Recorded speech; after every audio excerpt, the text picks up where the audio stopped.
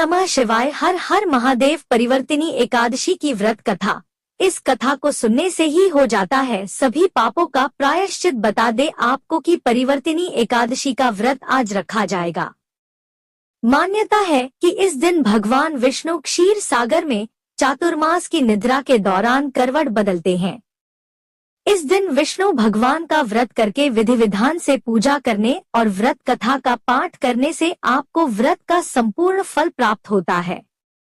इस एकादशी को जलझूलनी एकादशी और पद्मा एकादशी भी कहते हैं। आइए आपको बताते हैं परिवर्तिनी एकादशी की संपूर्ण व्रत कथा विस्तार से। युधिष्ठिर ने पूछा, केशव, भाद्रपद मास के शुक्ल पक्ष में जो एकादशी होती है उसका क्या नाम, कौन देवता और कैसी विधि है, यह बताइए। भगवान श्री कृष्ण बोले, राजन, इस विषय में मैं तुम्हें आश्चर्यजनक कथा सुनाता हूँ जिसे ब्रह्मा जी ने महात्मा नारद से कहा था। नारद जी ने पूछा, चतुर्मुख, आपको नमस्कार है। मैं भगवान विष्णु की आराधना के लिए आपके मुख से यह सुनना चाहता हूँ कि भाद्रपद मास के शुक्ल पक्ष में कौन सी एकादशी होती है। ब्रह्मा जी ने कहा, मुनिश्रेष्ठ, तुमने बहुत उत्तम बात पूछी है। क्यों न हो, वैष्णव जो ठहरे। भादो के शुक्ल पक्ष की एकादशी पद्मा के नाम से विख्यात है। इसे परिवर्तिनी एकादशी और जलझूलनी एकादशी भी कहा जाता है। उस भगवान ऋषिकेश की पूजा होती है। यह उत्तम व्रत अवश्य करने योग्य है। सूर्यवंश में मांधाता नामक एक चक्रवर्ती सत्य प्रतिज्ञा और प्रतापी राजर्षि हो गए हैं। वे प्रजा का अपने औरस पुत्रों की भांति धर्म पूर्वक पालन किया करते थे।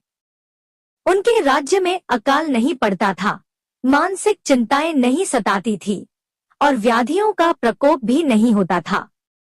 उनकी प्रजा निर्भय तथा धन धान्य से समृद्ध थी।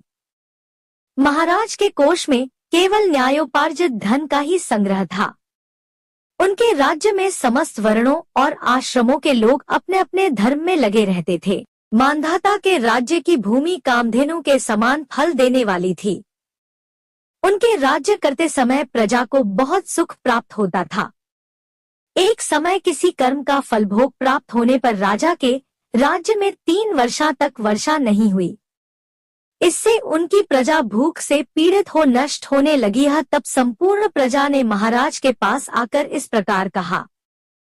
प्रजा बोली, नृपश्रेष्ठ, आपको प्रजा की बात सुननी चाहिए। पुराणों में मनीषी पुरुषों ने जल को नारा कहा है। वह नारा ही भगवान का अयन निवास स्थान है, इसलिए वे नारायण कहलाते हैं।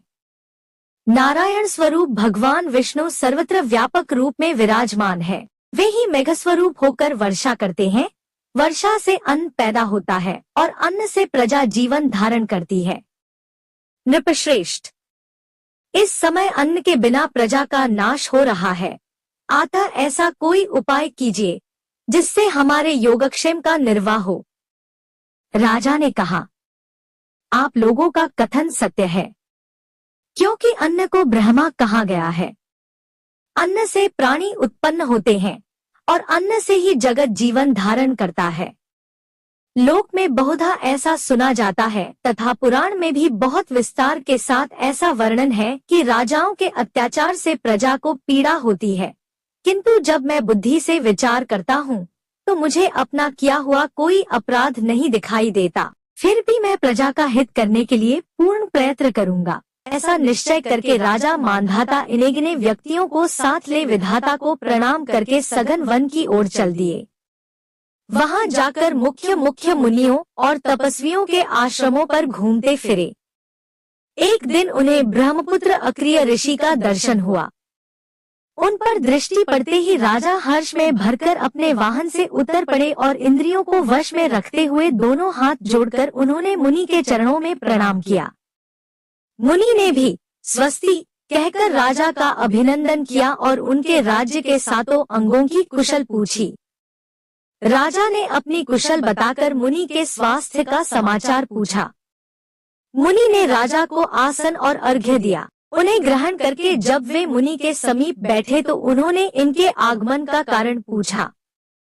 तब राजा ने कहा, भगवान, मैं धर्मानुकूल प्रणाली से पृथ्वी का पालन कर रहा था, फिर भी मेरे राज्य में वर्षा का अभाव हो गया।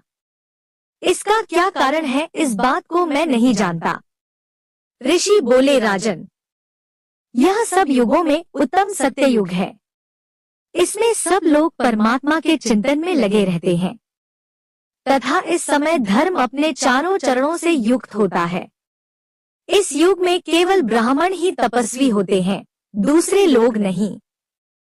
किंतु महाराज, तुम्हारे राज्य में यह शूद्र तपस्या करता है, इसी कारण में पानी नहीं बरसाते। तुम इसके प्रतिकार का यत्न करो, जिससे यह अनावृष्टि का दोष शांत हो जाए। राजा ने कहा, मुनिवर, एक तो यह तपस्या में लगा है, दूसरे निरपराध है, अतः मैं इसका अनिष्ट नहीं करूंगा। आप उक्त दोष को शांत करने वाले किसी धर्म का उपदेश कीजिए।